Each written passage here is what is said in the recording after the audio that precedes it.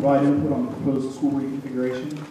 I'd like to speak tonight about communication, a rushed and incomplete proposal, and the need for further study. How was this proposal presented to the community?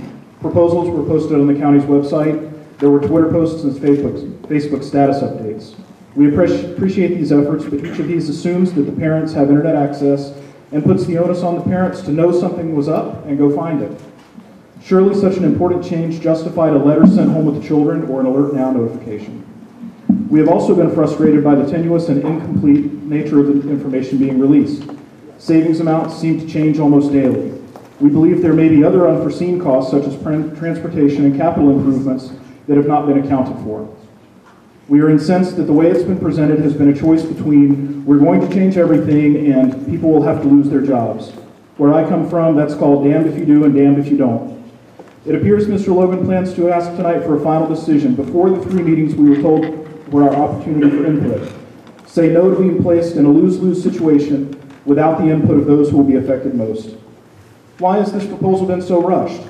Superintendent Logan said over 2 years ago at the October 5th, 2009 school board meeting that he wanted to move Chatham County schools to a middle school model.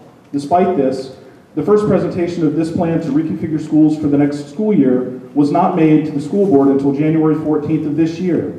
Mr. Logan has clearly been thinking about and planning this change for over 2 years, but gives the board only 2 months to consider the proposal.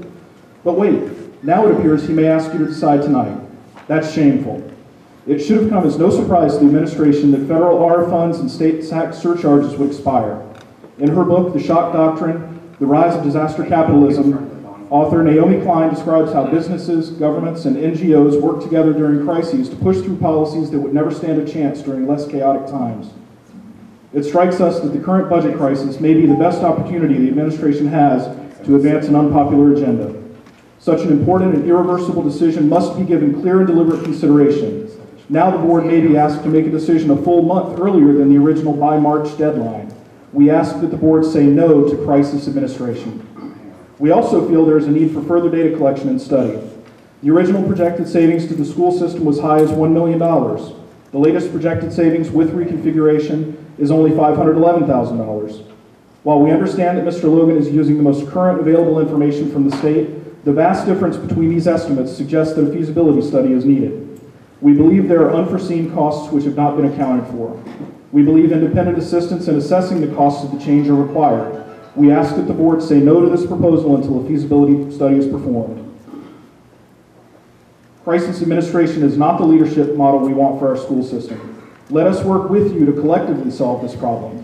Together we can address the financial, social, and academic goals of Chatham County. Mr. Logan may ask you make a decision tonight on this proposal. We respectfully ask that you vote no to this reconfiguration. Thank you.